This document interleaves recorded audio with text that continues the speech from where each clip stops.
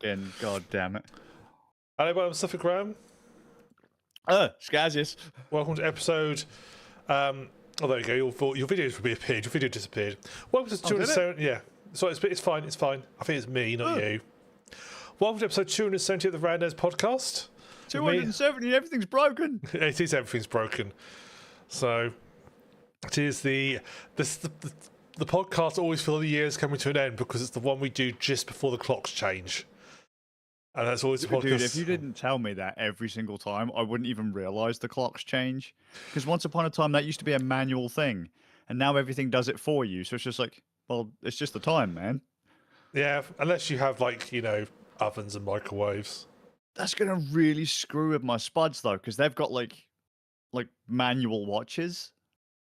Oh, they will. So they'd have to change the time themselves. I'm surprised they have, as you call them, manual watches. I would call them analog watches. Or do you mean digital? They're not analog, as in they're digital that they're going to have to change themselves.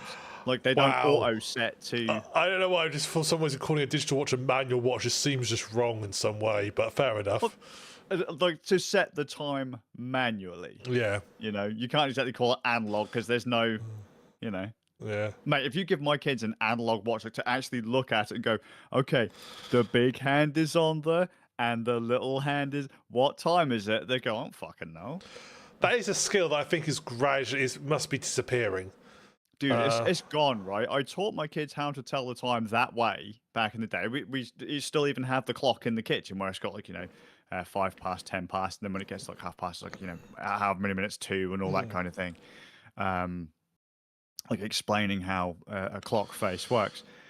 But I swear, man, since like probably even only over the last 5 or 6 years, since they've had like iPads and stuff, like their own iPads and stuff, they just don't tell time.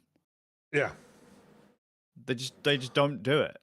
I think, see, the one thing I do like about analog clocks and analog gauges and stuff is that it allows you to see like a rate of change. It's like a more visual sort of, you can see. So when you look at a clock or an analog watch, you don't even have to look at the actual time. You can just see from the hands and go, oh, I know how long it is before the hour goes. You just sort of get like a physical judgment. Whereas it doesn't work with a digital clock dial. It doesn't give that sort of. Oh yeah, because you can just look at it, kind of glance at it without even really reading it. You can go, oh yeah, there you go. Yeah. Yeah. But yeah, I know. I think I get what you mean when you sound like you look at the digital, unless you actually read the time on a digital clock face. Like, well, how long is that proportionally? Like, how long is that? You have to actually do that in your head. You have to visualize how long that is. Whereas on a, I mean, looking at time is now, it's 18:43. So I know it's roughly 15 minutes or 1:45, you know, 7. I know it's like roughly 15 minutes away. But when you do that, you imagine the clock face in your head to go, that's roughly how long I've got left. No, but when I look at my watch, because my watch is it's an Apple Watch that's digital, but it has an analog clock on it because I just like the look of it. But yeah, I look at it and go, oh yeah, somehow that just feels better. It's the same way when I say like analog gauges. Like when you see like a cheap and traffic analog, say multimeter, you can see like the movement moving around. Some of that feels more of a. You can feel like you can tell more what it's doing, whereas it's not precise enough like digital ones. Digital ones, you got more precision and so forth. But there's so more. I think it said visual. Of course, it's visual. It's a stupid thing to say. I can't describe and put into words. It's like I don't like full gauges in cars that are just like a bar. I like one that actually has an actual gauge that moves. I don't like when they're just bars and stuff. It just doesn't feel the same. Well, there's something physical there, isn't there? Yeah. You know, whereas something digital, you're like, is that really right? Yeah. I don't know. There's like there's almost like this distrust of technology. Yeah. Having said you're looking that, at it going, I don't know if is that sensor working properly? It's fine. Anything that's like I need like just an instant. I need to know it now. I don't mind digital. So, like my speedo in my car I have a manual speedo. You've got me at it now. I have an analog speedo. And I can also have it digitally on the middle display, and I tend to have it set to digitally on the middle display because I just at a glance and go instant speed. Whereas a manual one, there is a small amount of processing time. Yeah, sure, yeah. But I do like analog gauges. I find them just more involving. Yeah, I get it. But like when you said about time is though, I actively have to go. huh. I look at it, and it said, as you said, it's like 1:45, and in my head, I just imagine the clock face. Like, yeah, that's about that much time I've got Oh, left. that's right. I know what 15 minutes is, but just in my head, it's nicer to just go look at the clock face. Yeah, that's about that much time. Okay, I can do that. Well, I don't know why. It's just there's a reason why, like in OBS, the mixer bar, the bar that tells you how your volume is an actual bar with a line it's showing you. It's not just a number. yeah, It could be a number. It's easier to just look at it and visually tell from the bar. Oh, I can see how I'm doing. There's a lot more. It's more interactive. It gets more information across in a short space of time. You can see you can also see how it's changing. I mean, I can see how the bar bounces up and down. I can see I'm roughly sitting about -10, so I know I'm roughly where I want to be. But at the same time, if that could be totally fully digital, but somehow I don't think you'd be able to really feel the movement. You can see how close you are. It's digital bouncing up and down. Yeah, I get you. It's nice to be able to see where other things sit in relation to versus just getting a number. Of, well, how much more is that? Because again, sound isn't, at least in the case of sound, sound isn't linear. Yeah, no, it's not. It almost like tells you history. You can sort of see, by watching it. Oh yeah, I'm sitting roughly where I want to be as it fluctuates up and down. Whereas you just wouldn't get. I mean, of course you get that with if it's just numbers, well, you get that as well. But it just somehow feels better. Same with like analog gauge and stuff. They just feel better when they saw that. You can see, particularly actually. I mean, I've actually found some cases doing things with like circuits and stuff. Seeing a little analog gauge can actually give you a better idea of how things are sort of traveling. And that's basically an oscilloscope at that stage. What an oscilloscope is a analog gauge in a way, because it's showing you stuff over time. Whereas a digital, it doesn't. It just shows you the instant. But there we go. But if that's for just old funny daddies, and in the future it'll all just be numbers, just screens and numbers. Well, no, I'd probably say you're right though, because as you say, with kids being able to tell the time on a standard clock face, well, to them that's not a standard clock, is it? No. I say that's a case a case with a lot of things that people complain about now is that, well, to us we can complain because we remember a different time, like a time before everything was connected, a time when not every house had a phone in it, a time when not every house had a telly in it, kind of thing. But to kids now, or like when something used to cost a certain amount, but kids these days are like, well, what the fuck are you complaining about? This is the standard. This is the normal price. And you're like, okay, but that's because they don't have something in relation to what. But do you think that's simply an age thing of how we've got used to how things used to be now, or do you think that's a case of just as human nature, things like dials and stuff are just easier to read, and that is simply the fact that because people aren't used to them now, they just simply don't recognise. But if they had time to spend time with them, they would get used to it, and they would understand it and actually prefer it over just a number. Do we think? Which is why a lot of younger people are now trying to go back to older ways of doing things, because they just find more comfort in it. It's more physical. It's less clinical. There's an actual thing doing a thing that makes the other thing happen. Again, it's like a mistrust of computing. We can't make that. However, we can make a version of this. Yeah. So, I mean, probably. Yeah. Bars for the win. And clock faces more for the comfortable. Win. More comfortable, yeah. Yeah, I mean, actually, it's also a glance. It's like seeing your battery charge, isn't it? You're just seeing a bar, so it just gives you more impact than a number. Yep. Well, I haven't said I do have numbers on my phone, but I still have a bar as well. So, but yeah. Oh well. Old. There we go. I agree. Dinosaurs, mate. We are dinosaurs. But then, we were sort of the cusp of the technological revolution. If anything, we should be embracing this, because we were like around when it all sort of really started to, computing really sort of became big. However, though, we've seen that not everything has been an improvement. Well, that is true. We were promised so much, and it's like, it wasn't always like this. No. You think, well, we could have been here. However, the internet was meant to bring up harmony, as everybody was to share knowledge and interests and stuff across the world. It doesn't matter if you had a niche interest. Okay, you've got to find someone else in the world who's also got a niche interest. Sounds great.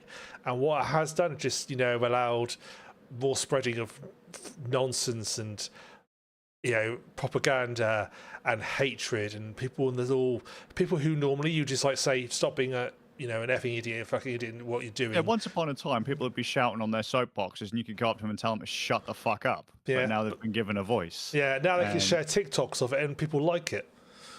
Yeah, and but again, because it's all algorithmically tailored, whatever you spend a little bit of time interacting with on that platform, they're just going to feed you more. So it's going to seem that there's a tidal wave of this stuff versus maybe if you like.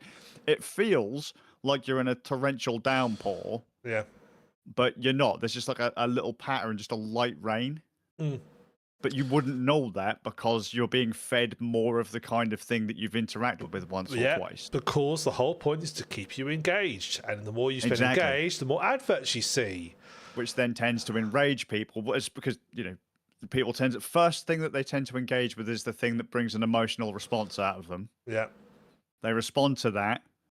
Anger's usually a good one for that. Or fear. And then they'll go, oh, hang on. They interacted with that. Send them more. Yeah. People get more angry, more radicalized. And it just goes on and on. Which is why you tend to find a lot of... Well, I even said to younger people, but you'll tend to find a lot of older people are now getting really, really out there. Yeah. Because of social media and technology, where they wouldn't have been before, because they don't understand that the thing happening that they're seeing isn't on their doorstep. No. And it's not happening as much as they seem to think it is, or as much as the app is telling them it is. Yeah. It's just a handful of instances that are being shoved in front of them. And so they make a bigger deal out of it than it really is. And they think that's an epidemic crime and all this sort of stuff. They think it's epidemic. It's not. It's just, there is actually, overall, every year, I mean, I've not seen this year, but I believe every year in general, like the country's gone safer. Less aims happen every year. But you wouldn't think that looking at these reports, because they just seem to feed. And once they realise you've got like a slight pressure, they like to feed the file, because again, it keeps you engaged. It's all about keeping you engaged. And trouble is also, I think, when you get bombarded with so much information, so many posts and so forth, you stop thinking about them and sort of looking into them. You just start taking them everything at face value. Yeah. If you could only be shown 10 posts a day, you probably think about them more. But when you get showed 10 posts every minute, you start taking face value. And basically, that's how I guess when you just anything you get posted, you assume it's true. Yeah, but again, though, it probably also doesn't help that, because you get fed a certain thing on, say, YouTube or Facebook or whatever. The cookies will say, what has he been engaging with? Or there'll be a traveling cookie that moves between sites, and you get fed more of that everywhere you go. Yep. News will be tailored to that same kind of thing. Adverts will be tailored to that kind of thing. And all of a sudden, you really do think like it's taken over without understanding that, no, mate, it's just because you engage with that one thing over there. Yeah. There's a little file on your computer that's telling other people little kind of things about you, and they're feeding off of it because, like an ad server run by Facebook. Yeah. Well, Facebook will be pumping ads onto other websites as well. Yeah, and when people see this stuff, what happens is they then start regurgitating it as facts, and that's how you get these massive, just absolute nonsense just spreading, because people just and the sort of web grows faster and faster. It's like a disease. Yeah, it's the more I get older, the more I think social media was a massive mistake. I agree. I will say that AI isn't helping that either. No, AI's made it 1,000 times worse.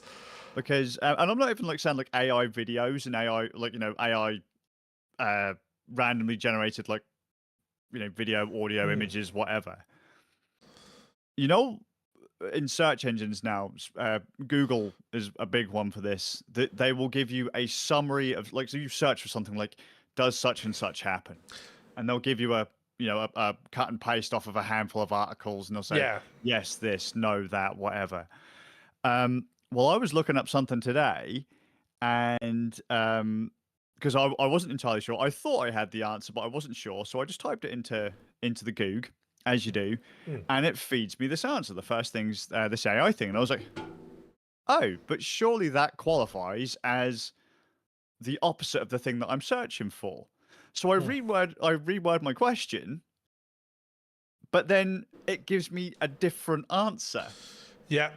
So it's kind of it's gone and said that it's wrong. So the first thing it told me was actually wrong because of how I've worded my question. It's given me something completely different. So I then left it going, well, which is it then? Yeah. So I had to dig even further into this thing to try and get the correct answer. But most people won't go, that doesn't sound right. They'll just take it at face value because that's what's been slapped in front of them. Yeah. People have got so trusting of what AI tells them. It's terrifying. I mean, I've seen it more and more now. I mean, some of the subreddits on Reddit, there's like, someone's like asked the legal advice subreddit, said, oh yeah, before I came here, I did ask ChatGPT about it, and it told me this.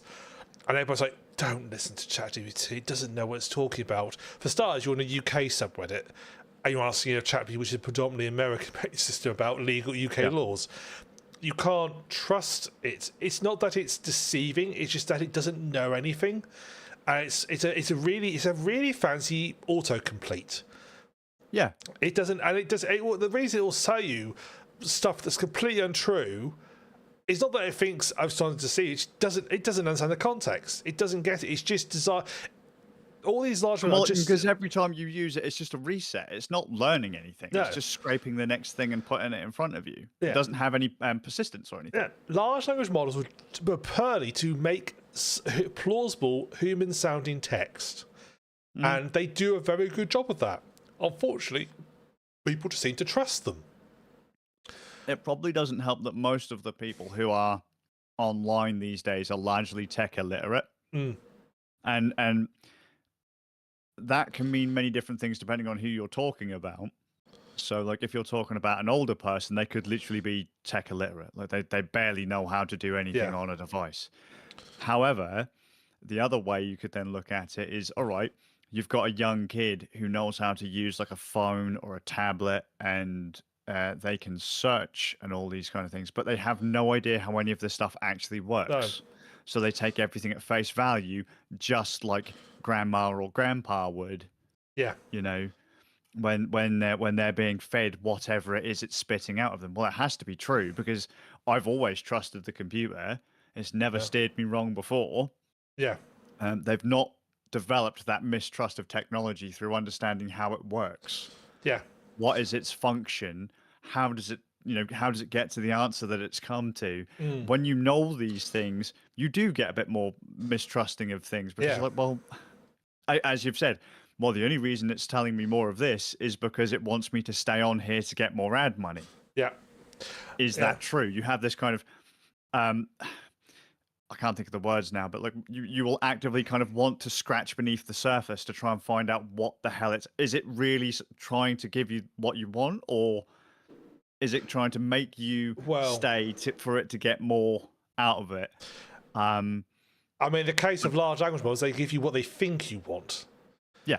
Well, it's all basically just down to how you query it. Well, and the answer will change based on how you prompt it. Yeah, it doesn't know any different. Yeah, they're people pleasers. They want to, when you ask it a question, if you load the question up front, and you say, let's say, explain to me why it's always a good idea to shoot every dog you see.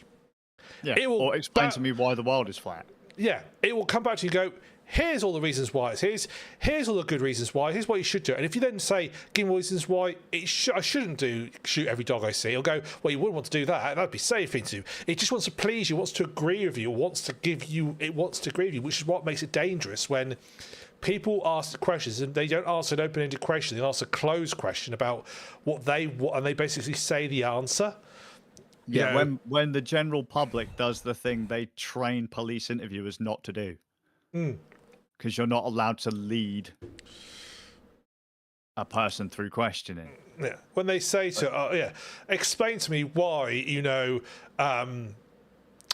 explain to me why all the people who work at the bus station are a bunch of idiots. It's going to go, okay, you think they're all I'm going to give you an answers that relate around that. Because you've loaded the question in front by calling them all a bunch of idiots. And then if you say to it, hey, give me your reason why the bus station is always so helpful, it'll load that back to you because you've loaded it. And a lot of people, that's how they ask questions. Yeah. That's how they go through and ask. They don't ask questions and ask for an answer. You ask a low question, and it wants to please them. It wants to say, "Yay, I'll make you happy. Here's the answer you want." I have no idea if it's right or not. I mean, it's scary how people are using, like, there's still cases of like law companies getting caught out for using ChatGPT to write documents, even though there have been so many high-profile cases of people knowing that it's wrong. And Well, yeah, but they don't care, do they? Because it's quick and it's easy, and it saves them a few bucks until it goes wrong and they get caught with it being wrong. Yeah. You know, mate, there are kids at where my kids go to school. There are kids getting the AI to do their homework for them. Oh, yeah. They're getting these things to read their assignments to them. Yeah. You know, they're not doing anything themselves.Ey've just found a quick fix, a shortcut. And it's like, well, you're not learning anything. Yes, you've completed the assignment, but you haven't learned anything, which is that's completely counterproductive. You've not... The whole point of you getting the assignment was to get you to actually understand something, to learn something, to have something kind of seep into that grey matter of yours. Yeah. But unfortunately, a large chunk of people who, particularly like, sort of like, you know, high school level or passing college, who are doing it because they ain't got anything else to do or they have to do it, they want the easier way out. It's funny you say that though, mate, but I know loads of people who do code and they sit there with ChatGPT. Like, I need to write this, write me something, and then they'll sit there and debug it. And it's like, dude, if you'd have written that from scratch, you probably wouldn't have had half of these problems. To be honest, I will actually defend it in this regard because I have done that. But that's why you defend it. But the reason is if I have an idea of how I want to do something, I'm not really sure how to tackle it. I'll ask it, or come back with something. I'll look at it and go, okay, I see what you're doing. I often end up rewriting it and changing it. The same people will say the same thing about writing a document. I have a rough idea of what I want. Yeah. It's giving me a template. Like, that's a hollow argument. Anyone can use that. Yeah, but I do actually think that's something that is useful to do, in that it's use it as a tool to help, but you don't use it to replace. No, I get that, mate. I get that, but that's exactly what I've just said the kids at the schools are doing, and you've said it's wrong. It's the exact same thing, but a slightly different scenario. They are getting it to summarize their assignments for them, to scrape fucking documentation for them, to give them a template for their assignments, and then they're going, yeah, that seems about right. Okay, cool. That's a good idea. And then they're doing a further fucking, wash over of that. They haven't learned anything, or they haven't really done anything. I think it's the same with code. You've taken crap code. I think that's the side. And I've seen it. Yeah, I think that's the side there where it can go too far one way. It's a tool it's a tool that should be as an aid rather than a replacement, and I think that feels more a replacement rather than an aid. So I often will sometimes, when I write a long-winded email at work and I'm not quite sure I'm happy with the sounds, but I can't really think, I'll sometimes run it through Copilot, then I'll go back and read it again and go, well, I like what you did there, but I don't like this, so I'll delete it and change it, and I'll use it as an aid to basically almost proofread what I've done and sometimes reword things better, and then I'll change it back and forth. But it's still predominantly my work at first. I've just used it to help me, and I use it as an aid. And I think in that regard it is useful, but I wouldn't never trust another document I ever read again. But I wouldn't say, here's what I want to say, write it completely for me, because that I do think is a bad idea. No, but that's not what... A lot of people are doing that, but that's not what I'm saying they're doing, Rem. I'm saying that they're doing what you're doing. But in doing so, they're not actually learning anything. But I'm not trying to learn anything. I'm just trying to rewrite something. So are they. Yeah. They're trying to complete an assignment. Just like you are. You're trying to complete a task. Yeah. You don't want to fucking get anything out of it, shy of a paycheck. They just want a grade at the end of it. Yeah. It's the same problem. Yeah. But if you're going to college to actually try and pursue a career stuff, then you're not going to get anything. Then you're definitely losing out. Whereas but you're saying the same thing about lawyers, though. They're doing the same thing. That's their job. They should be doing it because they want to. But there's one thing, get it to rewrite something to make it sound more professional. There's one thing doing that, and then saying, "Do my work for me." Find you information. Oh no, you're still getting to scrape all those files. So no, I don't scrape files. Using it as a tool. I don't care if you're saying that. Oh yeah, but it's rewriting it and it's still mostly my work. They're fucking getting it to search for something. They're passing that information themselves and going, yes, yep, okay, that's a good piece. Next piece, yep, check that. Okay, we'll combine those two things together. How does that work? Okay, ChatGPT, you've pulled a thing out of your ass. No, mate, I won't take this argument any further. No. It's horse shit. I would never trust ChatGPT or Copilot to generate information. I would never trust to do that because I do not trust it to get it right. I would never trust to do that. But if I know the information, I just want it to phrase it better. That's different, and I will allow it to do that. But I would never trust it to. I would never ask it a question and expect it to give me a correct answer because I don't trust it enough for that. I'd probably sack you all. Fair enough.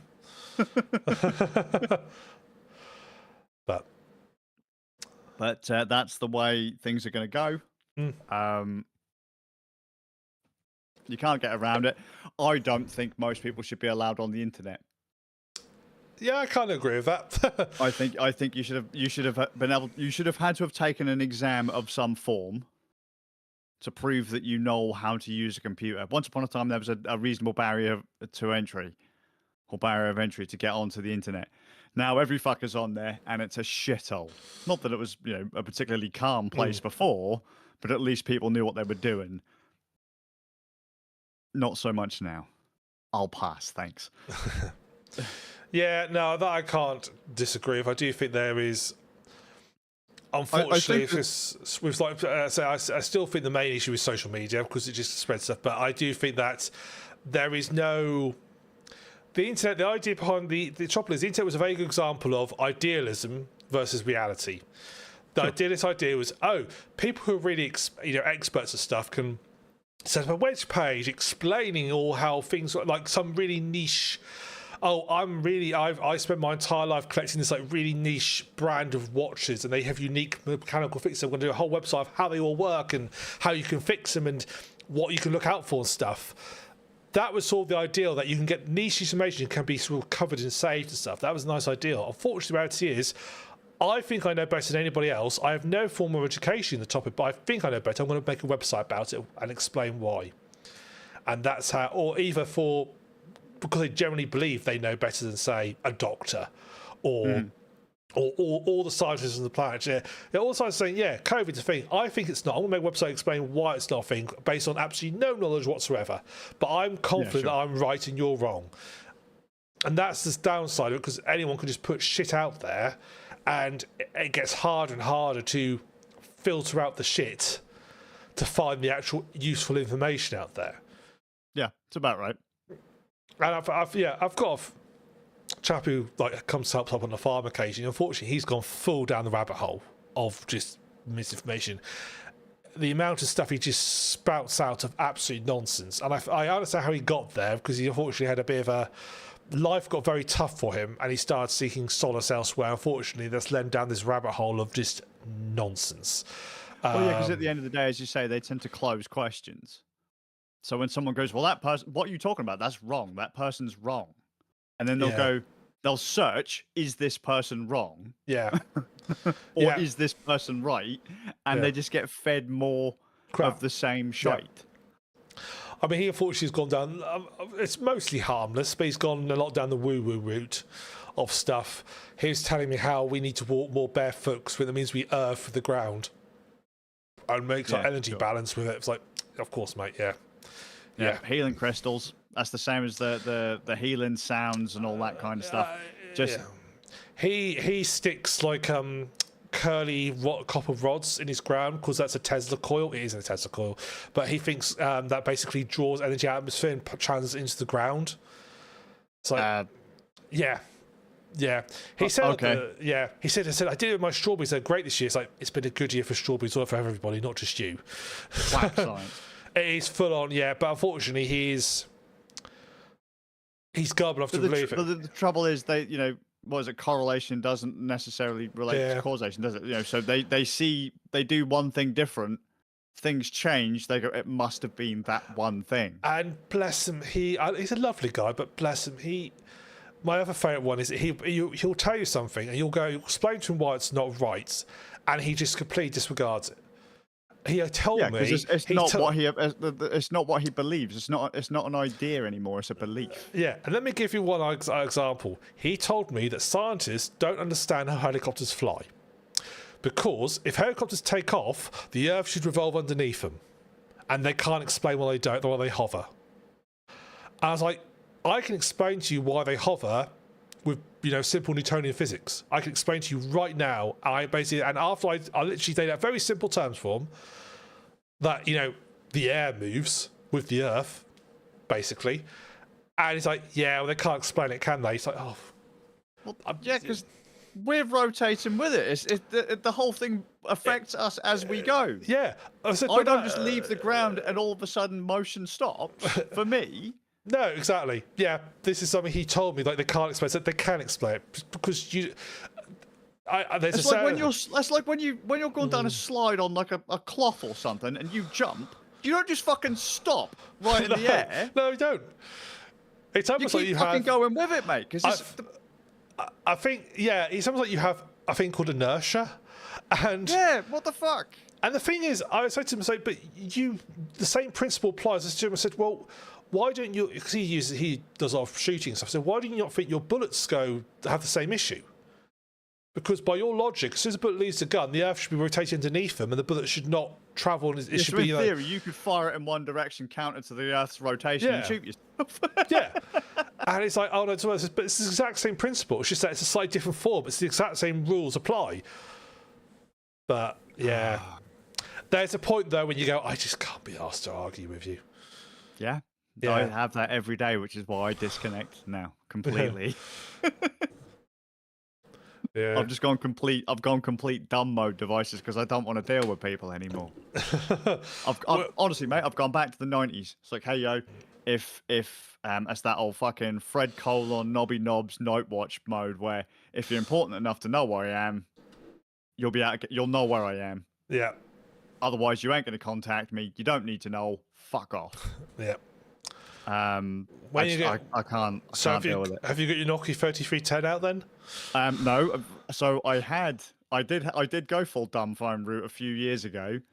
What I've gone and done is I've just grabbed a smartphone, wiped it, and then so it's got no apps on it, no cell service, no anything. I'm just literally using it as a tablet for music and movies. And the camera. Yeah. That's it. If I'm not home, you don't contact me. Yeah, no, I think that's good. And someone will go, yeah, but what happens if I don't give a fuck? Yeah. If it's that important, someone will find me. Yeah. What happens if, do you know we survived for the majority of existence without a phone?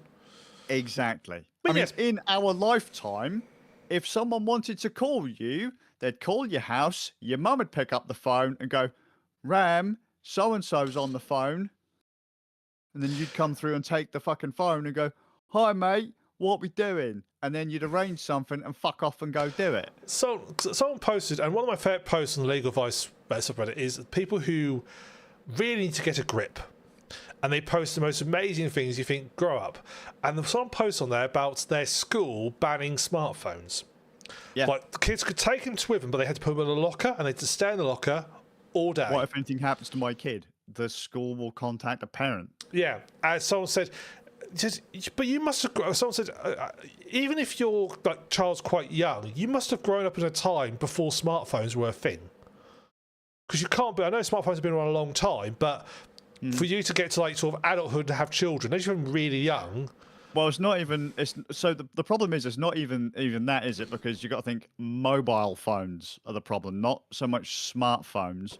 Mobile phones, because mobile phones. Well, obviously they were around before we were in school, but a lot of people had them when I was going through high school. So pretty much anyone born after I went through high school who has now had kids, they are the people losing their shit.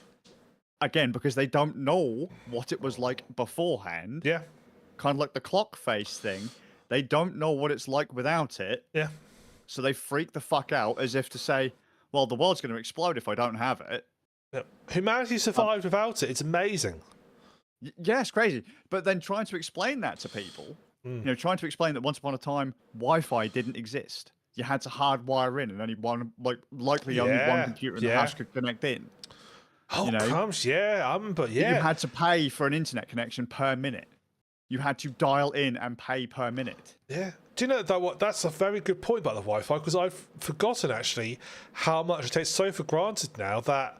Of course, it's everywhere. You don't see it, you don't feel it. You're right. There was a time where you didn't have it, and I remember there was a time where you had to buy either like a separate adapter for a laptop, or it was. I mean, even when we were at college, I don't think it wasn't common.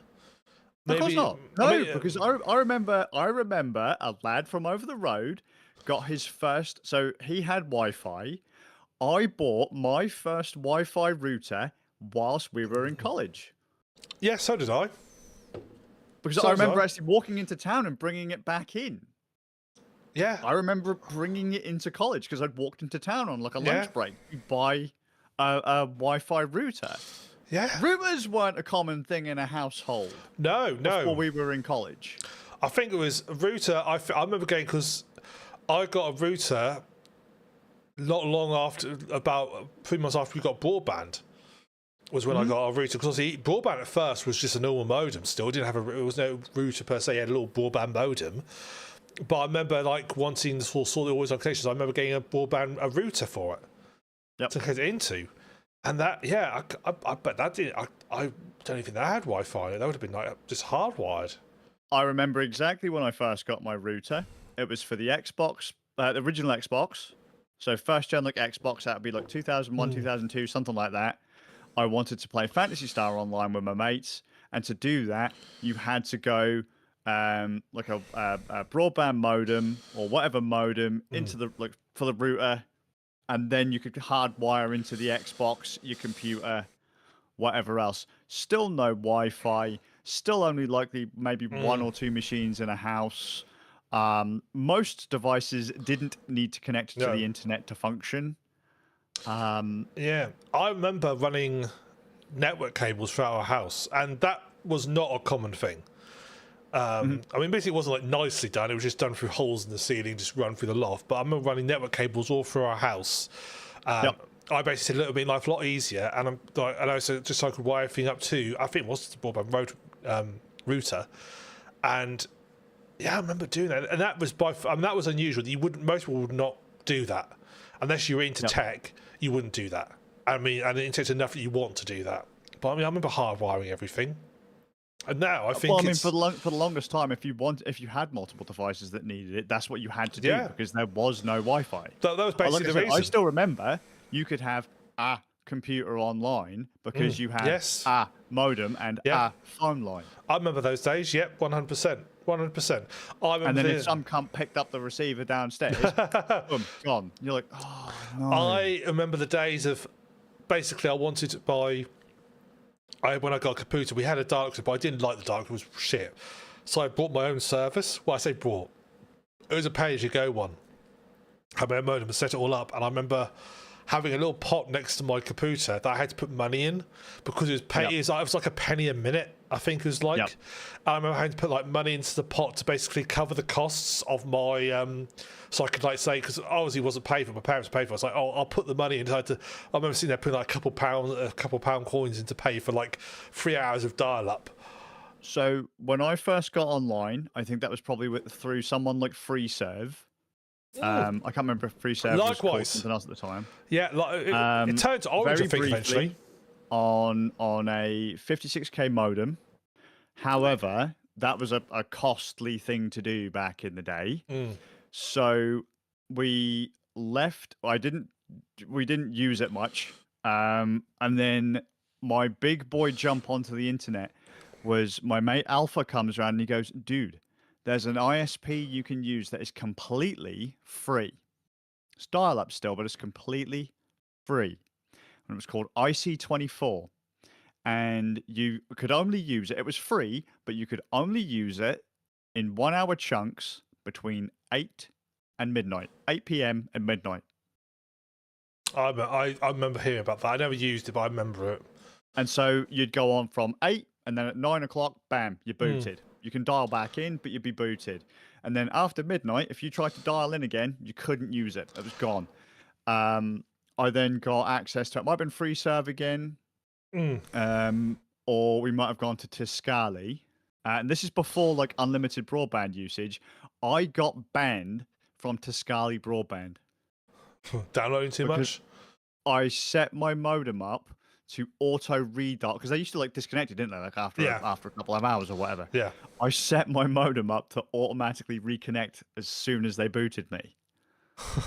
So as soon as it lost that connection, bam, redial. And I got a heavy usage warning letter and then a ban from Tiscali.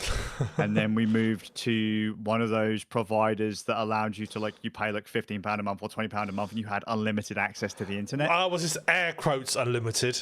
Yeah, but still, it was.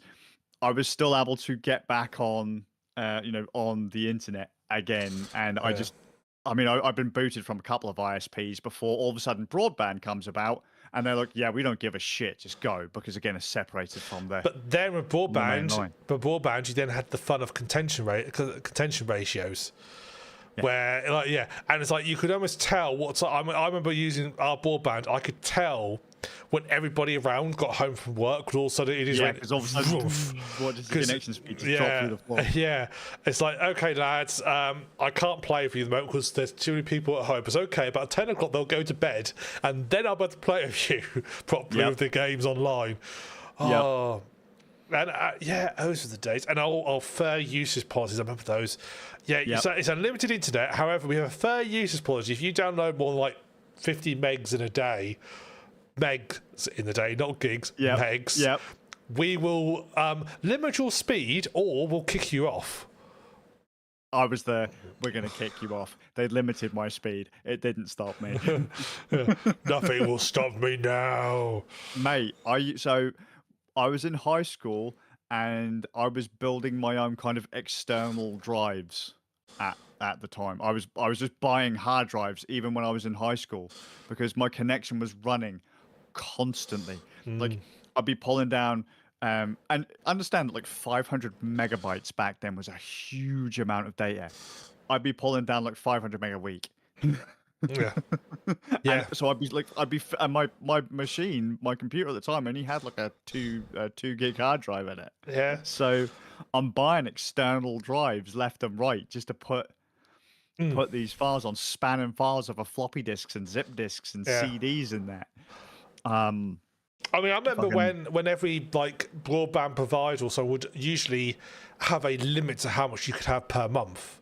It's like, it'd be this with 100 gigs per month or something like that. I mean, you'd think, 100 gigs is amazing. I would never use that. Oh, yeah. Back then, well, like, maybe, but now.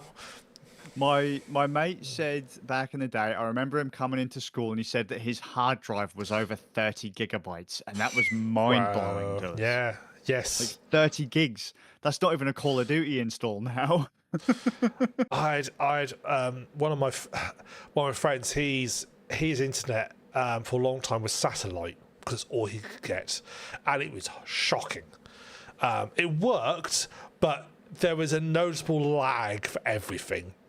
And even like in this sort of like when most people like if you want like a normal internet connection, you want an unlimited connection or what have you, like broadband, and obviously then when it all got upgraded to like sort of city speeds and stuff, not full fiber. When you're on those sort of like super speeds and it was like all unlimited, he was still like stuck to like 50 gigs a month type of thing. It was horrible. And he had somebody staying with him who tried and they basically ate through his entire month allowance in a week. And I said, and he couldn't understand it because she's not downloading things, she's streaming it. I said, same thing. Streaming is downloading. You don't get the file afterwards. Yep. Well, it's the same with like loading up websites and that. Yeah, like, of course. I can remember one of my mates arguing with me. He's like, and this is like way back in the day. I'm like, dude, we need you to just check this website. He's like, I can't. Like, not me, my mate. It was like, I can't download anything. It's like, dude, we just need you to check the website. You have to check the website. If you can't run it, it's fucked. But we can't do it internally because it's here. We need you to test externally. Does it work? Yes or no? I can't. My connection's too slow. I'm doing a thing at this point in time. So, oh, for fuck's sake. People, even browsing the internet is using its data. It's data. Just so, like loading up a page on Wikipedia. That's data. It has to come to your Checking PC out how somehow. much allowance you have, how much data you've used. That's using data. I think people That's decide. downloading. I think people think that at some point browsing the websites is like looking through a window. It doesn't cost you anything. It's like no, it actually downloads a copy of the website to your PC. It's temporary, but something gets downloaded to your machine. You are seeing it. Yep. But yeah, I had to explain to him. Like, no, that's CC through. I mean, I think she generally didn't know either. I think she was believed, but it's like, yeah, if she's watching HD video, that's nearly a gig for an hour of video. Yeah. Oh, how the world changed. How the world has changed. Like I said, and then Wi-Fi becomes a thing. Multiple devices in your house are connected up now. 2/3 of your devices don't function without an internet connection. Yeah. Scary stuff, to be honest with you. Well, yeah, I mean, I remember us having Wi-Fi. The first thing having Wi-Fi was a laptop, because even phones didn't have Wi-Fi connections back in the day. No, well, because they didn't need them, did they? No. Or a phone. It was for texts or calls, and that was over cellular. Yeah. The fact that you could make a stable fucking phone call on what was effectively 2G. Yeah, 2G, 3G. Before 3G, there was this thing, it was on the phone. It was called 2G, or like, was it GPRS or whatever? I can't remember now. Yeah, GPRS. GPRS. I think it was before 2G, wasn't it? Right. And you could make a fucking call on that, and it would be great. You'd go, "You all right, mate?" And then they'd go, "Yeah, mate. Can you hear me? Yeah, mate. I can hear you loud and clear. Fantastic." Now, even on fucking 5G, you can't make a phone call to save your life. Yeah, but you need to have HD voice. I don't give a fuck, mate. I just want to make a call. So many people. Can't even send a fucking text. Can't make a fucking call. Yeah. Like, yeah, but because with like the bandwidth, mate, we haven't got enough. It's like, then get the fucking normies off the internet and tell them to stop watching shit online all the time. It's just such a pain.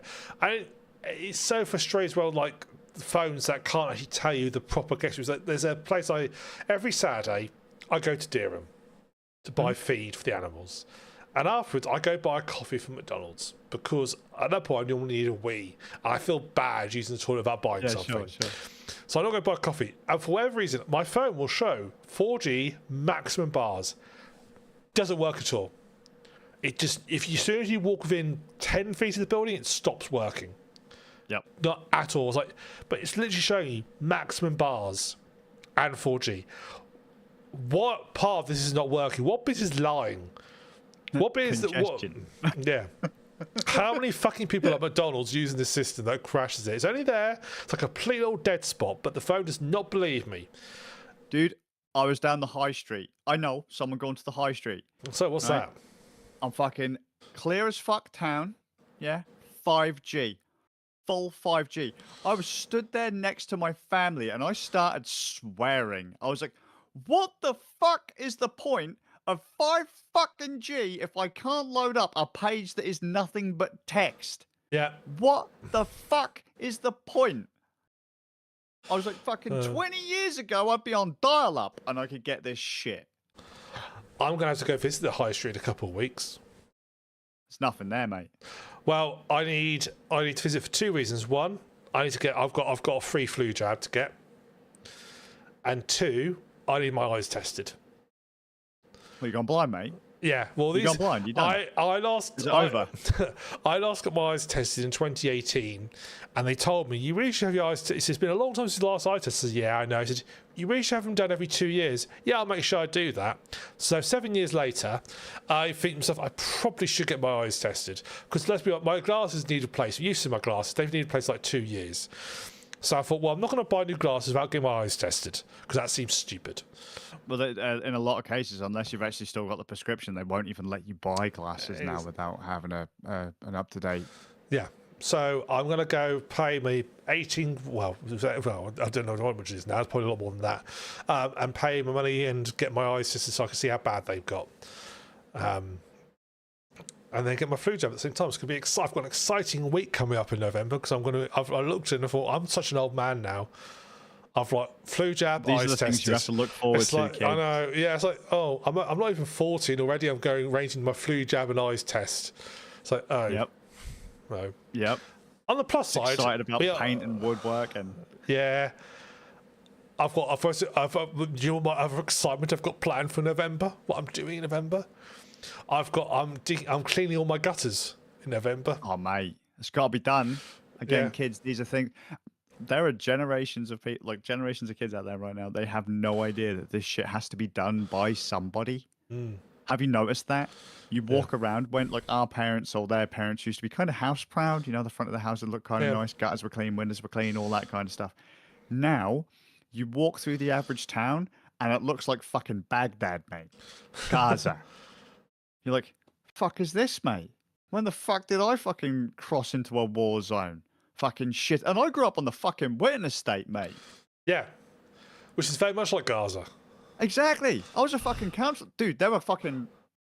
A police car got stolen on the Witten estate. That's how great that place was. Cars getting fucking burnt out, shit being left up on bricks, fucking windows being put through all the time.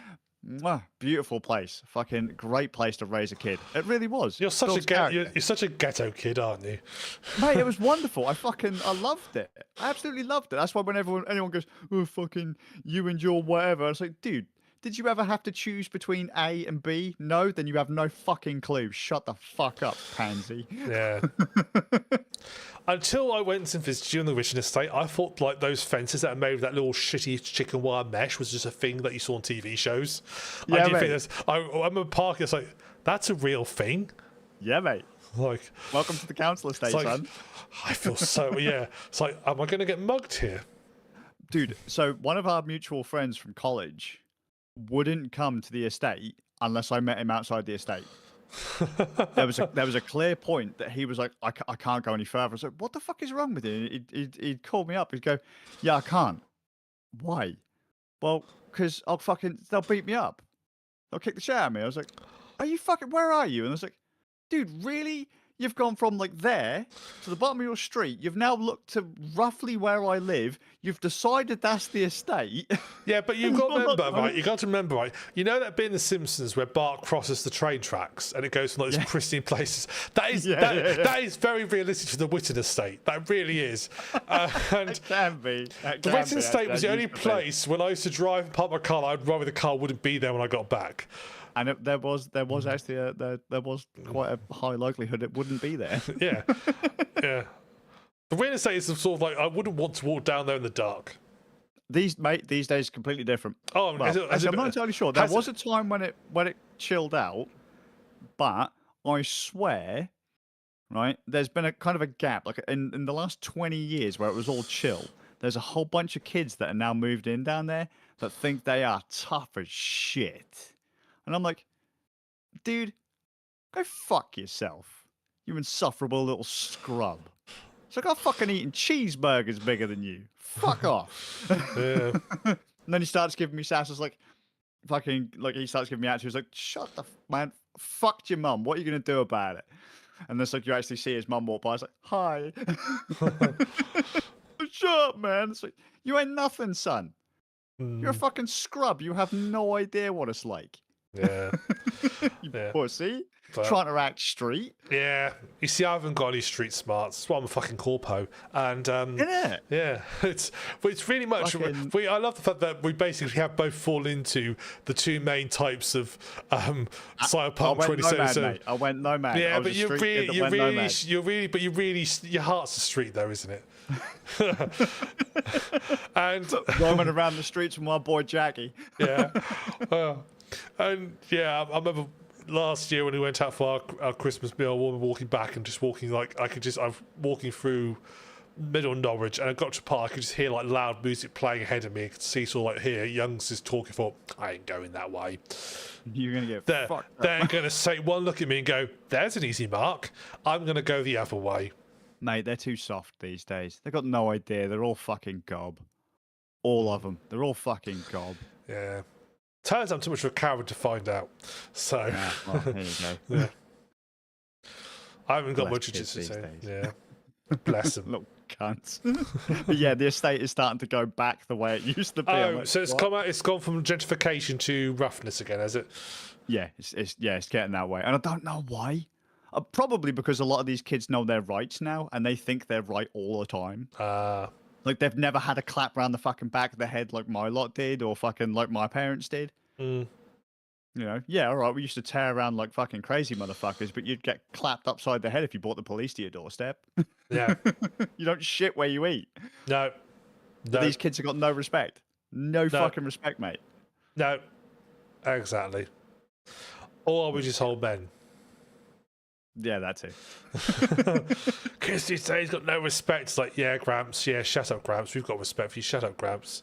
I do And love there- it though and when here they we start are. giving you sass. They start giving you attitude like you've got no idea, and then you go, "Yeah, I did the exact same thing like fucking 25 years ago.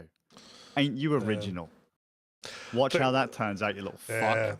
And then they end up in cuffs. And it's like, and the other problem is, mate, you were too fucking stupid to get away with it. Yeah. The closest I ever got to giving sass back to a youngster was when I kicked some teenagers, some early teens out of our store when I was there. And Mate. I went outside. It's like they're hanging outside. Like guys, I don't want you hang outside, but I just can't have you in the building. And one of them was like trying to be really clever and like be very loyal. And loyal about it. And this is also when I impressed them because I said I played the original Rainbow Six because they're discussing games. I said I played the original Rainbow Six. They said, "Oh, what the one from the early 2000s?" Like mid 2000s. Like, no, I played the one from the late 90s, Like, well before you. whoa. Yeah. And then there's one, and my golden moment was when I was outside. It was probably like late October, early November, and I was outside. All I had on was my trousers and a t-shirt, short sleeve shirt. As you do. And one of them goes, "Aren't you cold?" So I said, "I don't really feel the cold that much." And this other lad, follows me, said, "Yeah, I don't feel the cold either." I said to him, "Mate, you're wearing two hoodies." Because he was wearing two hoodies. And all his mates just started laughing at him. It was like, "Yes, I've gained some respect with the youth. Wow, Achievement unlocked." Proud of you, king. Just as a note, I remember a time when achievements didn't exist in games. Yeah, There likewise. was no cloud saving, fucking No. checkpoints. Pussies. I remember when there was no saving. You had to use a password to get to the next level. Oh, mate, and they'd use that really dodgy font Yes. with 0 and O being the exact same shape, and you're like, oh. It's like, here's a code to get to this level. So, and remember all stuff, and it's 64 characters long. It's like, oh. And and of course, what your instant thought now is, I'll take a photo of that on my phone. No. Yep. You best transcribe that, and you best hope you don't get one character wrong. Has anyone got a fucking pen? And then when you come to enter in, because obviously nothing had a keyboard, you just had to scroll through up or down. Mate, yeah. It's like It's like trying to tell people about ROMs and emulators, and because they're playing like a Super Nintendo game on their laptop, and also like enter your name, and they go to tap it into the fucking computer. It's like, nah, dude, it thinks it's a Super Nintendo. You got to scroll, son. Yeah. Like, how did you do this? It's like with great skill. Yeah. Yeah, it's why everybody's name was like AA, because it's just yeah. Because like you had to put your initials in, but you maybe only had like fucking 10 seconds to put it in. Yeah, and Arcade free characters games were a nightmare for that. Yeah, 3 characters in 10 seconds, and you've got Z in your shortened version of your name, so you had was Shrug. Good luck, bitch boy. Yeah. Remember the days. Yeah. Talking of games, shall we actually discuss some games? Oh yeah, that might be wise. We are supposed to be doing a gaming thing, aren't we? Yeah, so it's a gaming podcast. We really should discuss games. So I mean, we've been going for it. This is like the longest. Is this one of the longest fucking like? No. That's an hour, mate. The longest one we've ever done was when we education at an hour. Yeah, hour and 40 minutes. I cost a lot out of that edit. I cost so much out of that edit. Hour and 40 minutes. We've discussed anything, but it's what people come here for. That's it. Yeah. To be fair, some people have actually told me that the things we talk about before we talk about games is way more interesting than the actual games we talk about. Yeah, fair enough. Funny enough, just because a lot of people look at the current gaming market and go, well, this is shit. They're all shit. It's a game I've already played before, but with a different skin on it. Like, yeah, well, because they can't take risk. Yeah. They can't afford it. No. So, talking of game, have you been up to anything, Skazz? Right. I have and I haven't. Um, these are all games I've played before. I broke my rule because I said after I turned 40, I wouldn't buy any new games until I got my Steam unplayed list under 1,000. And that's because I've got the family library and there's over 2,300 games or something on it. And I'm like at 1,300, I think, or 1,300. Every time the kids buy games, the number goes back up. I can't play them fast enough. But unfortunately, recent history, and you probably won't know who this is, but Itagaki, Tomonobu Itagaki, passed away at age 58. Co-founder of Team Ninja. Uh, Anyone who doesn't know who that is, during his time at the company, they made games like Dead or Alive, which was a fighting game, which everyone just goes, "Oh, that's the titty fighting game." It was, but it was a lot more than that. He was the director of the first two of the Ninja Gaiden reboot games, which are from the original Xbox days. So you had like the original Xbox and Xbox 360. I would argue that Itagaki games were reasons why people bought original Xboxes back in the day. Anyone that says they were buying it for Halo are just fucking lying. You bought them for Dead or Alive 3, Dead or Alive Extreme Beach Volleyball, and if you had an Xbox and you didn't play Ninja Gaiden, what the fuck were you doing? You foolish fucking fools. Yeah, he passed away recently, and so I thought, kind of as a tribute, I would play a bunch of his games on a stream, and I don't stream that much either recently. And I was like, well, hang on a minute, a bunch of these games are on original Xbox, so that's composite video, red, white, and yellow.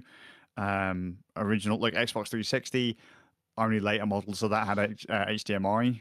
If they didn't, red ring, and all that. And I was like, well, what I could do is I had a look online, and instead of emulating them, I found that as of I think 2021, 2022, Microsoft had put a bunch of his games, Itagaki's games, on their download service.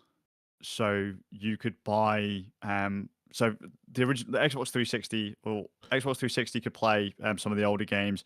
Xbox One could play Xbox 360 games and some Xbox One games.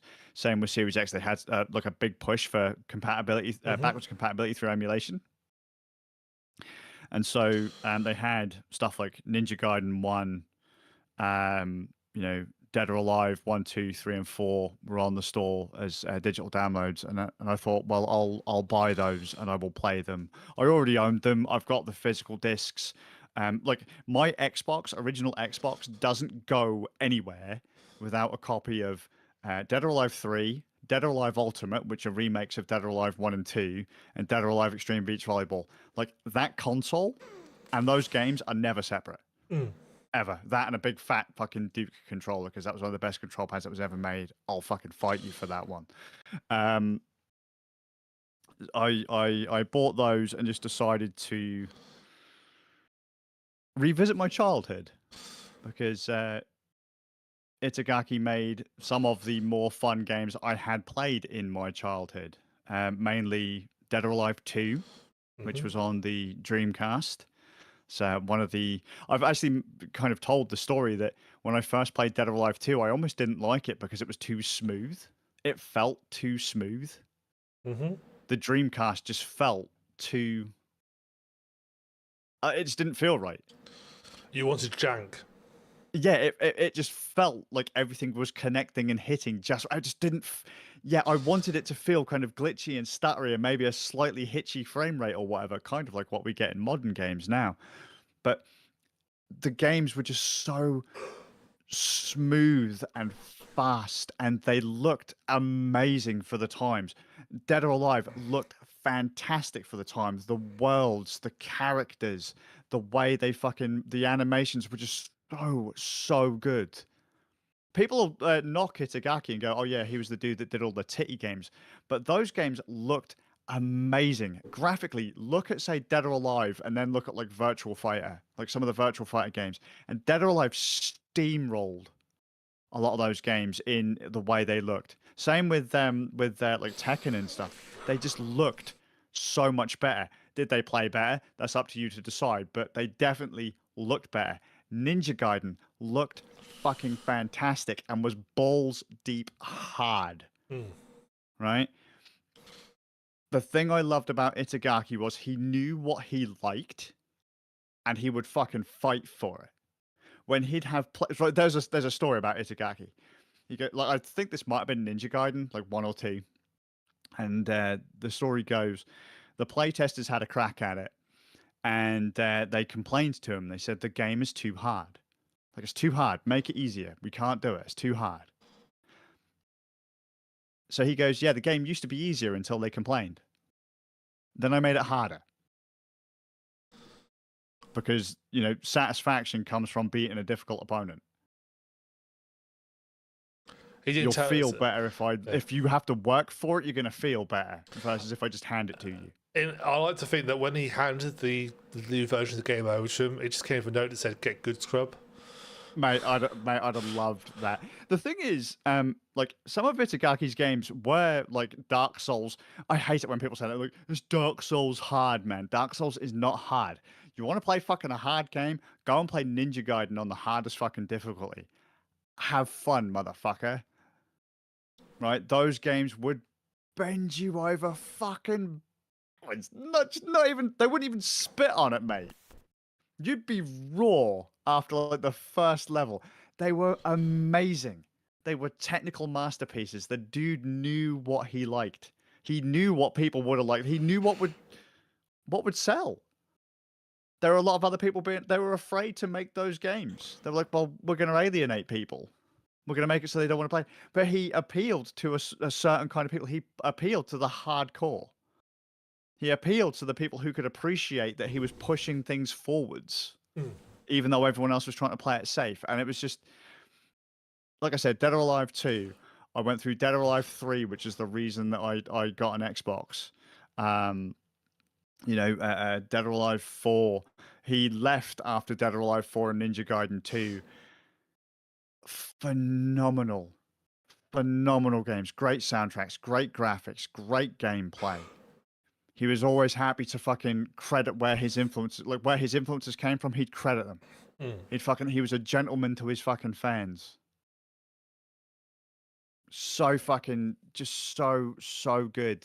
I just steamrolled. I did like one run of all the Dead or Alive games, except Dead or Alive 1 because I'm terrible at that game. I played through it, got like partway through, got steamrolled. Went to Dead or Alive 2, fucking great fucking time. The remake of Dead or Alive 2.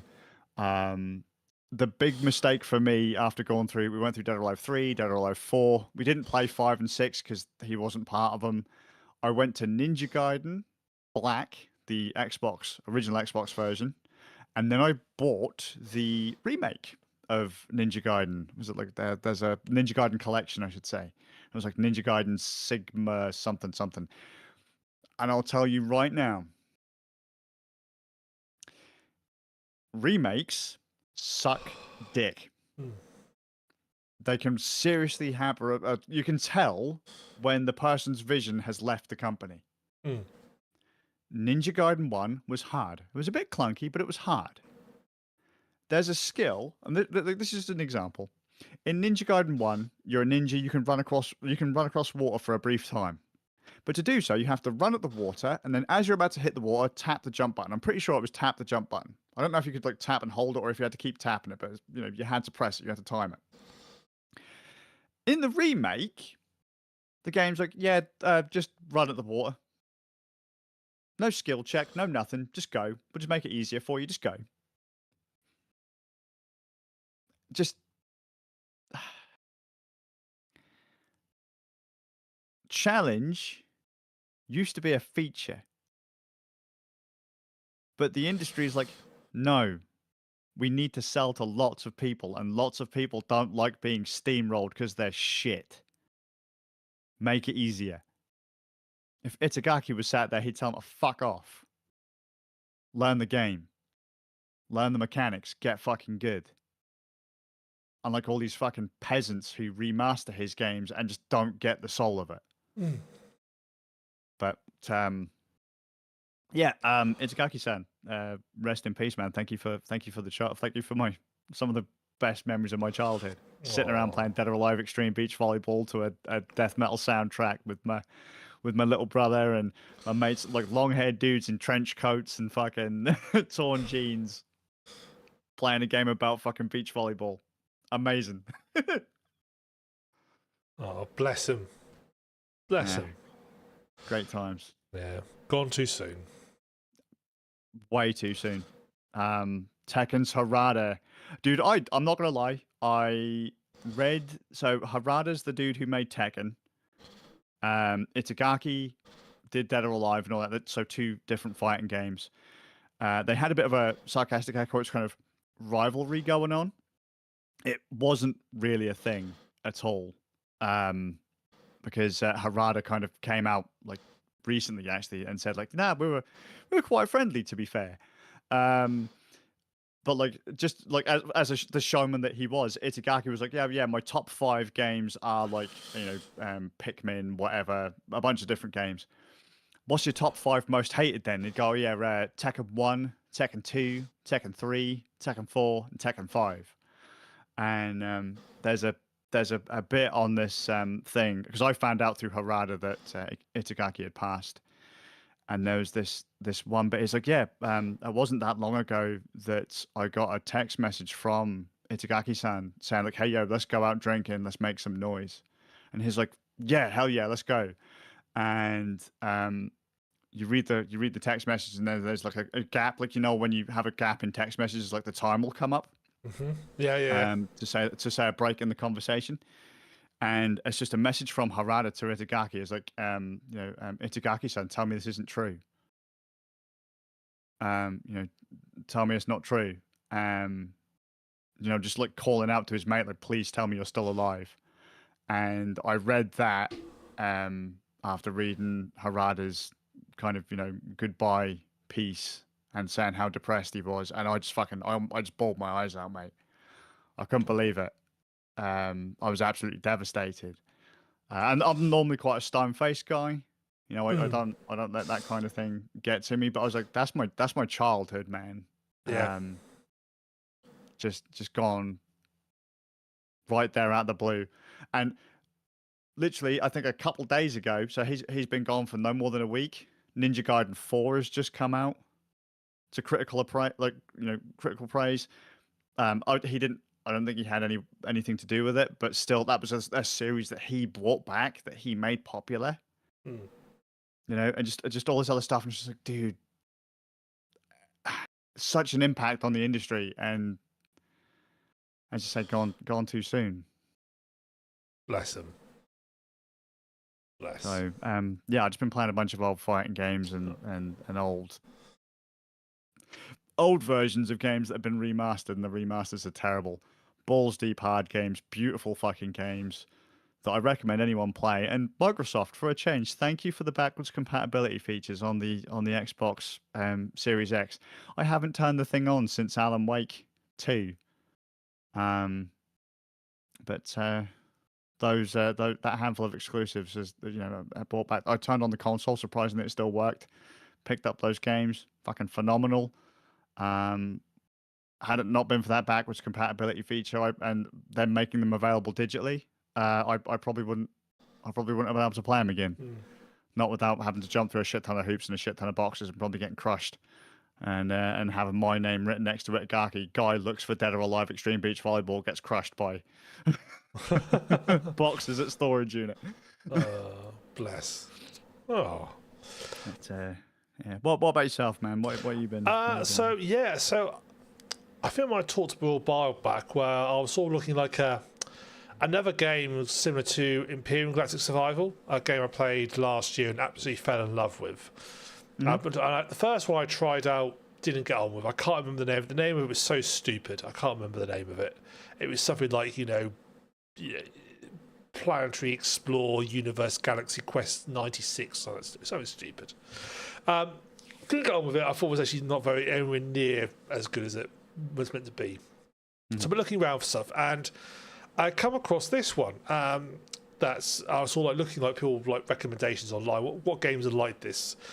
And this is a game called ICARUS, and it is a very similar idea in that you are a prospector on a single planet. That's so it's not got the galaxy side of things as appearing, but you are a prospector on a single planet that has been like basically terraformed that's gone wrong, and you're dropped to planet. You're basically just to sort of like try and make a sort of a life there. It's just like send materials back up to like the people who sponsored you to send you down, and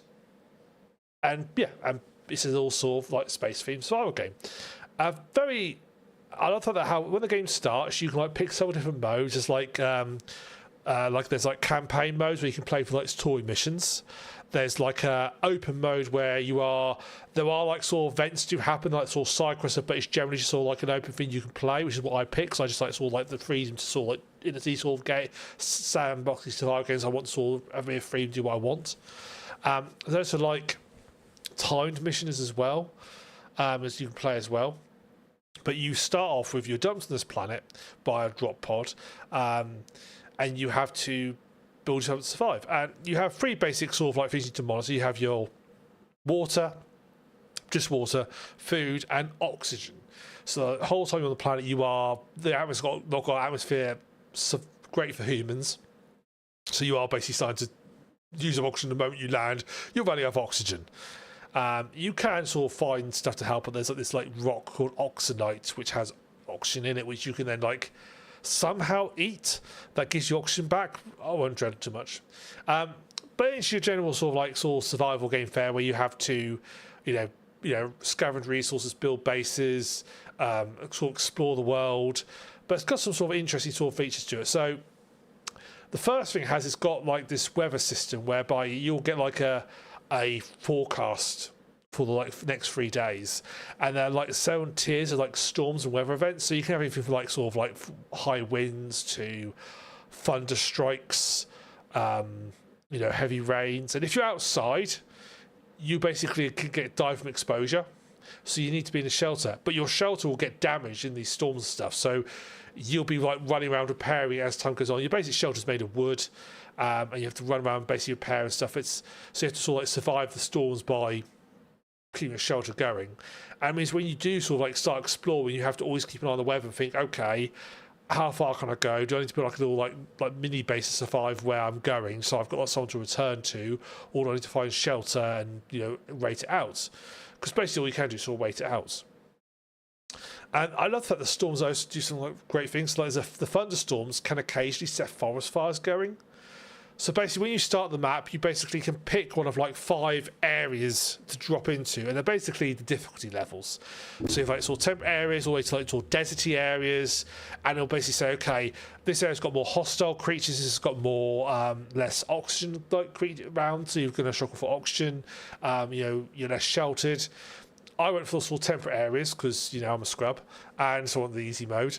And so I went for the temperate areas and landed down, and it looks really pretty. In fact, what I'm going to do, Skazz, people at home aren't going to enjoy this, but I'm going to send Skazz a screenshot I took of this game. Let's copy to clipboard and let me send this over to Skazz. So this is one I climbed a waterfall to show this screenshot. Oh wow. And that's nice mountain view. Yeah, so that and somewhere down that mountain range is my base. I think you can just see the corner of the reef behind one of the trees. But it's a beautiful looking game, and you can see like the weather on the top right screen. You can see the weather forecast coming in and so forth. And I mean, the usual sort of survival ideas of you have to build better clothes, gather resources. Let me bring Skazz back so people can see him. Build clothes, build equipment, build tools. One thing that I quite like about it is the way that you have to you obviously level up and so forth, and that unlocks. That's how you unlock. You don't unlock technology by like building higher quality stuff, which gives you more stuff. You unlock it by unlocking it in your skill tree. So you have what they call talents. which are your actual like your skills. You also have like what they call blueprints. It's blueprints, which is like the stuff that as you get more stuff, you can unlock these blueprints and stuff. And they start off really basic, like, and like literally you start with nothing. Your basic blueprints is like how to build an axe, and that's basically it. If you want to build a wood wall, that's a blueprint. If you want to build ceilings as well, that's another blueprint. If you want to build doors, that's a blueprint. So you have to unlock these things as you go along and as you level up. And you do that quite quickly. What I find out about the game is that how it's how the game basically, the way to start the tutorial is you need to build this contact device. You can like get contracts from the head office to like do stuff. The contract device you need to build, you can't do until you reach level 10. So, you're going to be a long time before you can actually like complete the tutorial technically. Yeah. But one really nifty feature that's got into it is they understand the game because it's designed to be played multiplayer, if you up to 8 people, but you can also play it solo. They understand that obviously this game's balanced for multiplayer. So if you play solo, you get a special skill tree just for solo players. That's got skills and stuff that basically make it easier for you if you're playing by yourself. That's what he's about. Sort of counteract the fact that you haven't got other players, so you can't like, divide resources and stuff. So, like you can move faster and stuff like that, or carry more gear. Which if there was a group of you, wouldn't be so much a problem because you could share it around. But when there's one of you, more of an issue. So I think that's a nifty idea of having a separate skill tree just for solo players. I think that's a really clever idea. But and so you upgrade your skill stuff gradually, build better things. You have to survive the environment, and it's really quite good fun. You have to. It's got some. You can like to go hunting for animals and stuff. And if you kill an animal, you can either like sort of like skin it in the wild, or you can take it back to your base. If you build like a butchering station, you can like place the animal down in the station. You can like get more resources out of it. So the game's very much built around if you like get better technology, you get better resources out of things. Like let's say you want oxygen. So early on, you can basically extract oxygen from this oxygen, like build a device that basically put it in like sort of like fills up like a big bag that you can then refill from. Or later on, however, you get like an extractor, basically can fill up like bottles that you can fill up and then carry with you. So you don't have to like just go to one base to refresh. You can like fill these bottles up. But it's also really find the resources you need is quite tricky. Now I think I don't know how when you land, how random it is where you land. I don't know how big an area you can actually land over. It feels like because whenever I've respawned, I've always respawned quite close to a base, but I don't know if that's like just game design, so that you always respawn nearby to where you died. Yeah. You can also, if you've got a bed, you can also respawn at the bed as well, but you can also be like drop podded in. But I needed iron, and to get to like the higher gear stuff, I need to make iron, and like, well, where do I find iron? I scrounged my entire area, and I ended up going to like nearby and eventually found a cave with iron in it, a long way from my base. Again, I don't know if it was unlucky that the game placed me where I was, or I could have randomly spawned next to iron, which made life easier. But I had to go and drag it back and find it, and you can't carry too much of it. So that's like, okay, getting iron is a bit of a trek now. That's a bit of a planning event. Crafting works like as you normally do in games. You craft yourself, but you can also like get like special stations that will craft things. Pretty standard. You can queue recipes and so forth. Nothing particularly sort of innovative amongst that, if I'm honest. Just normal craft, but I do like the fact that everything it's therefore you get situations where okay, I need this thing, but to do that I need the anvil, and to do the anvil I need this. So actually, in fact, I can't do this for some time until I level up and unlock the blueprints. Yeah. The actual gameplay is fun. The pyramid of progress. Yeah, you do a lot of things before you can do the bit you want to do. Yeah, it has stealth kills in it. If you creep around, you can do stealth attacks. I love stealth attacks. Taking out like there's like this big like horse thing that is very aggressive and attacks you, and it looks a bit like it's got like a horse body with like a sort of almost like a cheetah's head, and it'll but along with a long face. It's really weird, and it comes at you. But I got to say, I can like stealth kill with a bow. It's very satisfying because the game even goes like slow-mo mode when it happens. Like it'll shoot as like sort of arrow mode and show you doing the slow kills. Like, yeah, has got some interesting bugs in it. So that waterfall shot, that shot I sent you, is top of a waterfall, which I don't think you're meant to climb. But the way the game works is if you're on water, it just assumes you're water, you can swim up or down. So if you walk into the waterfall, you can just swim up the waterfall. Yeah, sure. It's like, you didn't think this through, did you? You just treat this as water, I'm going to swim right to the top. And I did. Top to the world. Like salmons are up the top. Yeah, basically, yeah. Got to the top and I found I could clip out the world. It was amazing. And it's such a beautiful game. It's sort of it's one of those games where it was straight on. It's everything's like, okay, this is going to be quite. Until you get like a base build up, it's quite tough first. But everything you do have to think about, and still, even now, I'm still having to like just not just go running and gunning. I still have to plan it. Now, it took me to get my content device a lot. It took me about 11 hours. Having said that, not knowing how the game works, and there's no will. There isn't really a tutorial per se. The tutorial basically says build this, get a contact device, off you go.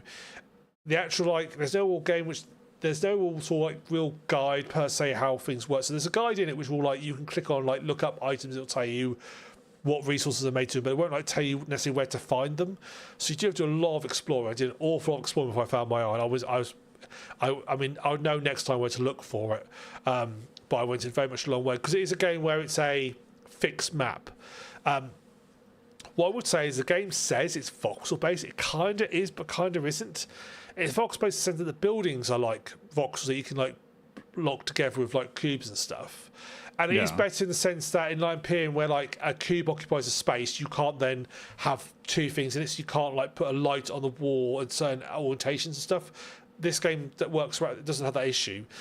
But the actual map though isn't. So you can't dig through terrain. You can't draw a tunnel, for example. It's not a voxel based map. It's a static map. Because I had a base that I had some dirt. I thought I could just destroy the dirt. So I built a spade out of wood to cut the dirt. And it just literally, if you dig it, it's just you picked up some dirt. You can't actually deform the terrain. What was that other game you played that was voxel based but didn't look everything was a square on a square on a square, and you were limited by where you could put lights? Imperium is like that. You were limited where you could put stuff. That's one of the downsides to Imperium. That basically you have to build things in blocks. Otherwise, if you build, because they have blocks that are thin walls, but the trouble is that it still counts as though it's in the center of the block. Well, it's usually to the and the wall is in the middle of the cube, kind of thing. Well, in this case, Imperium is off to the side, so it's like a cube with only one side, and that meant that cube occupied the whole space. You couldn't put anything. You could walk through it fine, but you couldn't put anything there. Yeah. And that was one. So you might as well build on blocks at that stage because at least you can plant things in the walls and stuff. That was one of, I think, this design, but it's a design feature of being a completely voxel based game. That is unfortunately the nature of the beast. And this game doesn't suffer from that because it's not. Although the building's voxel based, it's not a full voxel based game. And the building's quite nice actually because you have got to plan for strength and stuff. So if you build your roof, I built my first build. I built this big pitched roof. I built the top roof, and after I built the full base, I just had this awful creaking noise and groaning noise, and just watched as the entire roof collapsed because it wasn't supported enough. It's okay, I'll know it for next time. Yeah, I'll bear that in mind for next time. You can't just build up, but the build. I mean, the building's got so much versatility. What you can do once you sort of learn how it works. And when you unlock a building piece, you basically unlock a whole set. It's the wall pieces. You can have walls of single windows, double doors, single doors, half walls, half angles. You can do all sorts of stuff like that. So you can build a very nice, aesthetically pleasing building very easily in the game, and it does look very nice. And oh man, it's the sort of game where okay, I'm just going to play it for an hour or so, and then 4 or 5 hours later, you're oh, I'm still playing it. You look up, and all of a sudden, you started when the sun was still up, and then you look over your monitor, and it's gone. Yeah. When you described the building system, I was like, what was that game where you had to support all of the different weights of things? If you were to build a roof and you didn't support it properly, the whole thing would cave, or a wall would cave if you didn't. And it was Valheim. Oh, it was Valheim like that as well. Yeah. Yeah. You couldn't build if you started to build up and then build to the side. If what you were building to the side after a certain point didn't have enough support, it would just fall to pieces. I like that's neat because you have to plan a little bit. I quite like that. Yeah. Yeah. And this game's got, I mean, it feels like they have sort of like thought about quality of life. You have got a lot of options and able to do things in certain ways. There wasn't many issues that I found where I couldn't do what I wanted to achieve. The only thing I couldn't find out, I haven't figured out, is so you have like obviously your angled roofs, and then they have very kindly put like a center pitch point, so like you have your center of your roof is a single pitch. Yeah. So imagine, so you got like full angle, then like 2 half angles joined together to make a center peak. Yeah. But I can't find any end pieces that match up with it, so it has to be open at the ends. The angled ones I can find stuff, but I can't, unless I'm just being really daft. I can't find any way to like center, which feels like a bit of an oversight. I was gonna say that'd be a bit weird if they didn't. I mean, yeah, and which is why I can't think. Well, where is this place? Where is this? I can't find it. But yeah, it definitely scratches the same itch as Imperium. Would I say it's better? It looks prettier, is what I would say. But then that's by the fact that it's very hard to have both voxel based and looks pretty. It's very difficult to do because by their nature, they're just sort of like, they don't really work together. Unless you get really small scale to like sort of make it. I probably still slightly prefer it because it's just like you could just do whatever you want pretty much. You could just go anywhere, even with the limitations of building. But this, I will say, looks a lot prettier, and it feels like more of a. They've obviously narrowed it down to more focused. Here's we're going to work on one bit of the game. We're going to make a single planet. Here you go. Work on that. Off you go. I mean, it's got like boss battles and stuff in it as well. Apparently, I've not got to that bit yet. I'm still I'm quite a few hours in. I still feel like I'm just barely sort of like, I've only now unlocked stone buildings. So now I wonder if it's going to be another one of those things, like, because there are a lot of times when you play this kind of game and you very rarely get much more beyond the building a base bit. Yes, because it's focused on building the base, and once you're safe, you just... Yes, that's just the big issue of survival games, where once it feels like, oh, I'm quite pleasant now, I'm just going to stay here. The game does all encourage, because you have these contracts, it encourages you to go and do things. So there's like quests and stuff to do, but they're all based like retrieve this X amount of ore and send it back up. So there is sort of quest thing where that will sort of keep the engagement going. I don't know. And also I'm at a stage where like, okay, I don't want to, because it takes quite a lot of resources to build a base. I was saying, okay, I don't really want to expand it any further now. I've got the size I need to. I don't need, at this moment in time, I don't need any bigger. I need to start back actually going out and looking around the world. Oh, you can tame mounts in it as well, apparently. You can actually tame things. Because I think that's the only downside, is that because until you tame something, which I've just unlocked the ranching station to do this, you can't move very far. You can't get very far because you're constantly thinking about the storms and stuff. So going out on an expedition out is actually quite a risk, because unless you carry those resources to build like another base somewhere, you're just risking just losing, die in the desert. So, okay, you want to go and perhaps you need to take stuff with you, like build a mini little... so basically, I have got in my inventory 4 walls, a floor, and a roof. And basically, if there's a storm, I'm just going to literally plonk these, make a little wood cube for myself, and just stand inside of it, wait for the storm to go. It's like, this is my little survival shelter. That just makes me think of the time we were playing Green Hell and me, you and Zebra scrambling to make a little hut. Yeah. Dotted across the Green Hell landscape were lots of those like what was it, that little building had like four corners and then a flat bit, you could put a roof on it. And then like the grass roof, the leaf roof. Yeah. And then we had loads of those dotted around our little place because it was the quickest thing to build, and you could put a fire underneath it, and so it wouldn't go out in the rain. So you could keep dry. It was the quickest, simplest to build. But you see, because buildings get damaged by the storms and stuff, you have to go and repair them. So if you leave them, eventually it will get destroyed. Admittedly, I'm doing a bit of an experiment where I built like my first quick structure to get out of the storm. I built my first one, which is quite small, and I basically I'm not touching it. I'm just leaving it be, because I want to just sort of like let it see how long it takes to get destroyed, see how bad the storms are. I did have one moment though when I was building my main base. It's like, okay, I'm building a base. So I got a load of dirt to build some clay foundations. And I put the foundations down and locking them together. One of them sort of overlapped a fire I had going, which was I was cooking food in. It's like, okay, that's fine. It's all like clipped into each other. Like, that's fine. That's okay. I then started putting my floor down. My floor was wood. I wasn't thinking about this. I put the floor over the wood fire, and then I'm just going around. All of a sudden, I look around, and half the building's on fire. And there's this floor, and it's like, oh shit, how did I put this out? And I quick look at it, like, and there was, I think they call it a fire broom, which is basically a stick you can whack it with to put it out. So I ain't got the resources to build this. So I had to quickly go run scavenge resources to build the fire broom, so I can go back and whack and put the fire out. Which I always have to do if the forest catches fire. You have to do that as well. If you want to the woods and like start whacking the trees to put them out, and then all this undergrowth. Because what happens is if trees catch fire, but all the undergrowth nearby then catches fire as well, and it spreads for the undergrowth.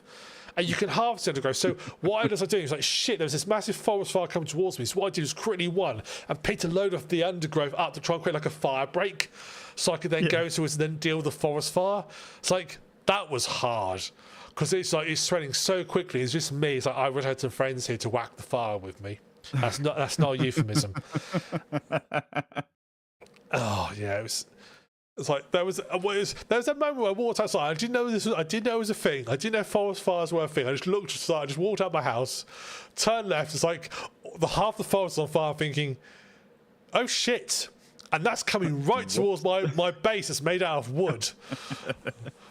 So I'm frantically out there with an axe, cutting trees down, trying to stop them spreading. And you can also do your farming. You can do plants. You can like sort of. There's lots of stuff to do in it, and you can like grow crops and tame animals. And yeah, it's so far been quite fun. It's definitely it may run into the once I'm comfortable I'll stop playing situation.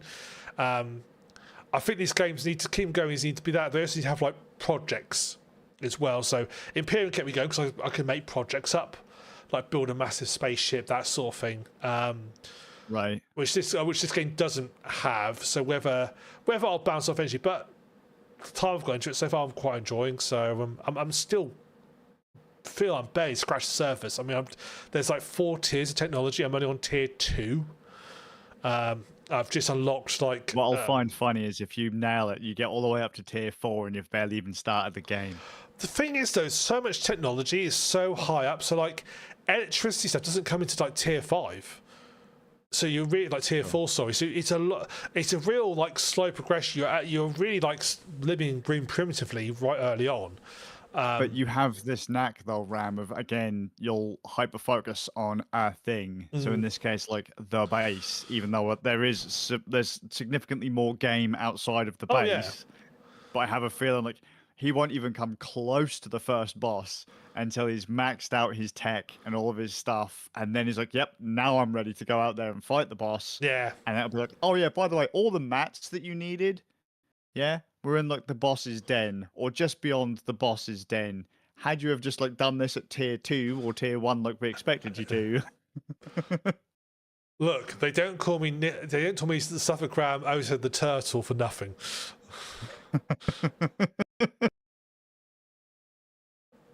My base is so well turtled.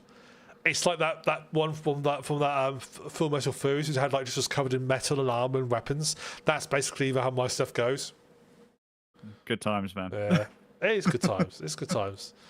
But yeah, really great. Yeah. So yeah, this one I definitely recommend. I got it on a bargain price. Don't know if it's still on sale. Is it still on sale? No, it's back to price. But I feel I got it for like. So it's currently about 30 quid at the moment. But I feel I got it for like it's like 80% off. So I got it for a real bargain price.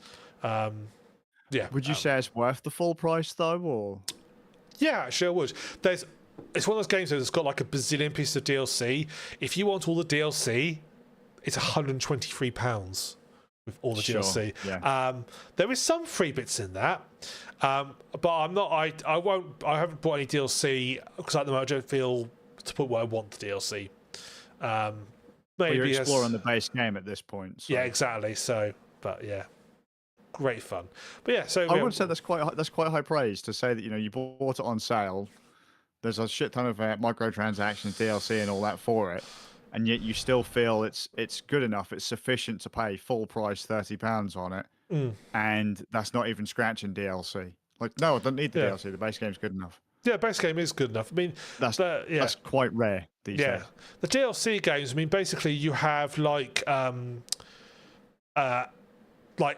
basically the DLC splits like what they call outposts, which are like I think like sort of like single smaller maps that are like themed around like something. There's one around here like desert. There's one that's like in the Arctic, and they're like quite cheap. And then there's like the bigger ones, which is like more decorative stuff, which I'm not too worried about.